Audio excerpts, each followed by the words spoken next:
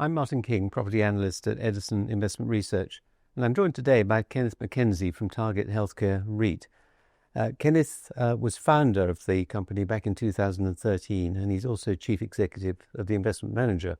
So there's nobody better placed to talk about the company than Kenneth. So welcome, Kenneth. Well, we love to talk about the company because we're on a fabulous mission, Martin. The care of seniors should be core to the well-being of our nation. Kenneth, last week you published the latest quarterly update. It was for the period to the end of December. And it was another period of very strong financial performance with inflation-linked rent reviews driving both earnings and dividend growth, and also a rise in the NAV. There was also some good news on rent collection and also on your capital deployment. Could we start, and perhaps you just give a very brief overview of the quarterly report, but then we can talk, in fact, in more detail on the strategic and operational progress that you're making. So for sure, NAV went up to 119.4. So there was a 2.7%, I think, return for the quarter, which was encouraging. But the core strategy here from the very beginning has been to invest in modern purpose-built homes, because actually we're only really at the start. We're 13 years old, but we're only really at the start of what's happening in the demographics of our seniors. There's going to be vastly more seniors coming through who will need residential care. The physical real estate around the UK is generally substandard.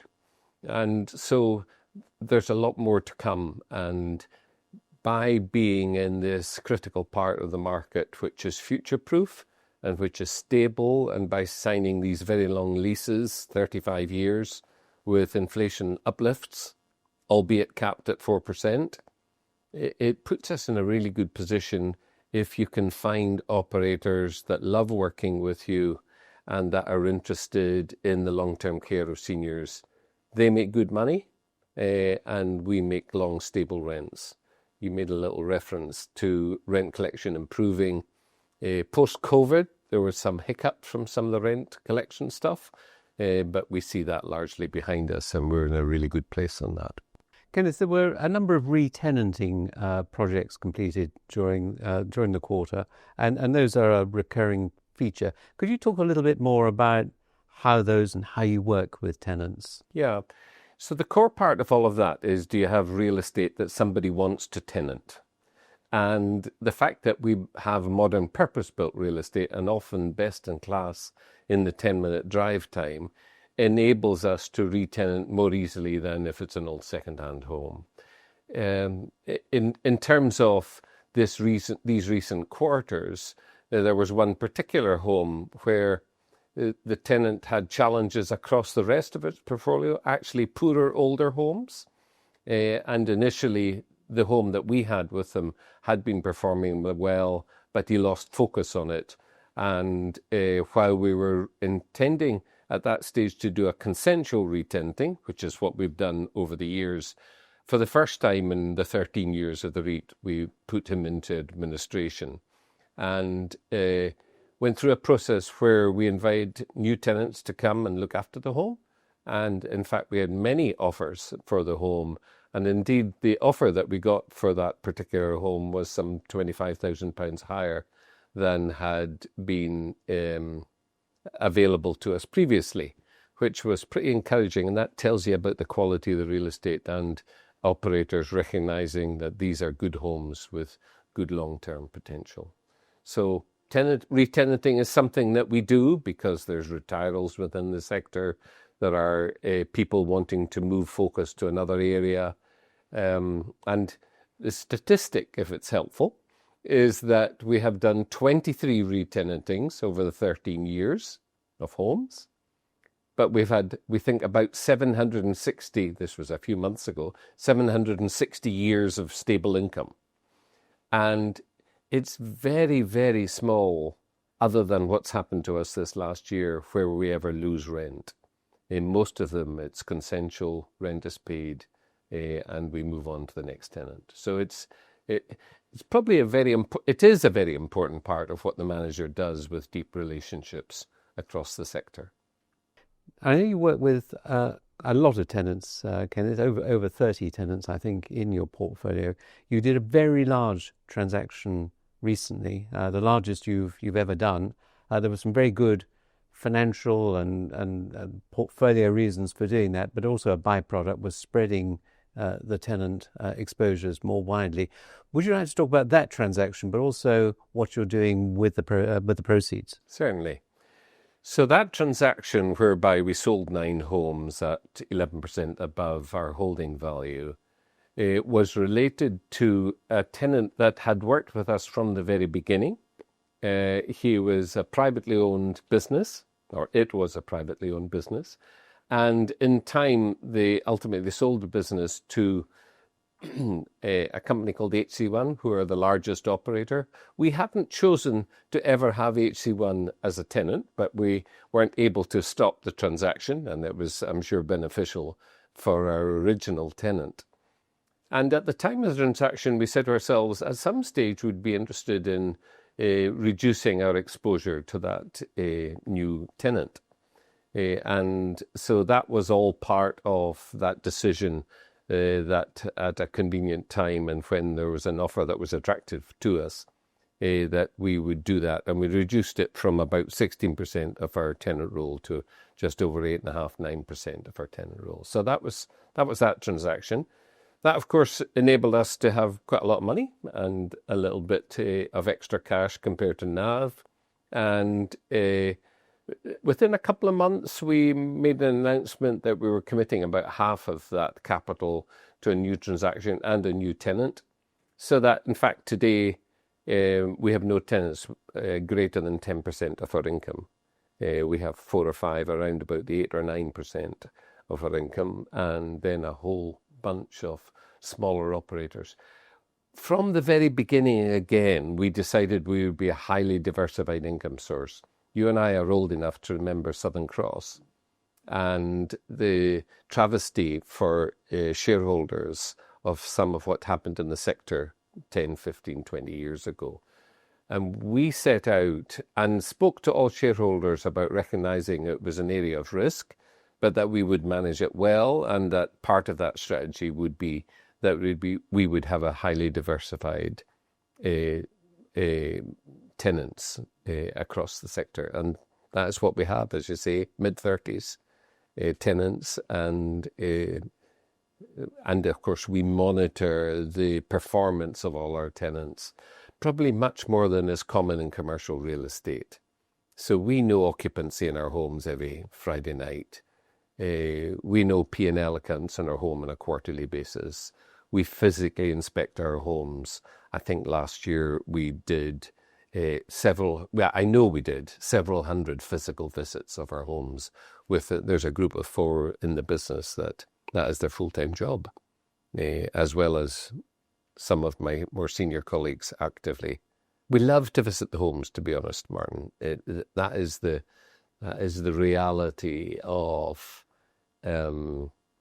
providing a stable dividend to our shareholders, that the homes are operating well so our rents are stable. So it's an absolute privilege, and it's actually a privilege to see the way carers are looking after our seniors. And when it comes to redeploying that capital, Kenneth, I know you've got you see a lot of opportunities out there for accretive investments that will enhance the portfolio, provide more care to the ultimate users. Can you say a bit more about the opportunity that you see, how much capital you've still got to deploy? Yeah, we've got about 100 million to deploy, and the pipeline is well in excess of that. Now, not all of the pipeline will come through to that 100 million be deployed, but because it's well in excess, we expect to be able to deploy that capital expeditiously in the coming year. Typically, net initial yields in our space are around about the 6% level, and that's broadly the pricing that we will deploy at going forward. There's some competition for it, and we will. I think one of the really good places we have got to in the business today, and I sometimes reflect on this compared to 13 years ago. we're seen as a long, stable partner for a number of tenants. They see that our healthcare engagement is quite helpful to their business. And the result of having mid-30s tenants is there's always half a dozen of them saying, we're wondering about this home over here. What do you think of it? And that's with our investment team, a third of their time probably is spent engaging with our own tenants, looking at sites. I sent them a couple of sites this morning that somebody had written me about, and that's a core part of how that all works out now. The site I sent today, if we get interested in it, you'll hear about it in Martin in about 3 or 4 years' time. So there's a lot of work going on in the background which provide the fundamentals to the long, stable income that we're thankful to offer our shareholders. And the assets that you see to buy, these are all new, modern, without exception, we will have modern, purpose-built care homes with wet rooms. I think I've spoken to you many times about our view that because of the continence issues in the residents, having continence issues dealt with in the privacy of your own bedroom is what you and I would want. Do to others as you would have them do to you is a golden rule. And we think of that actually also in relation to our shareholders. Well, going back to the shareholders, obviously there's a bit of a gap between selling assets and buying assets, and that has a little bit of a drag on income in the near term. But as you reinvest and deploy the capital you've got, that will change, and it should see quite a patience is the name of the game for that, I'm afraid. And you cannot today buy a care home in 6 weeks. There are regulatory as well as legal matters. So you have to work it through in a diligent and careful manner. Yeah, but you're targeting dividend growth this year, and that on a fully covered basis, and I think that's still the case regardless of any drag. And it sounds as though with the capital deployed at the rates you're talking, that sounds very positive for your progressive dividend policy to be continuing. We're very thankful for the portfolio we have and the way it's performing and how it's all funded upon robust leases. In many ways, the leases that the sector is now using are largely based on some of what we created 15 years ago. So we're in a good place on that. Yeah. And largely those earnings are completely divorced from what's going on in the wider economy. And I think people worry about the position of local authorities, but I think overall your portfolio has got much less exposure to that than would be generally the case.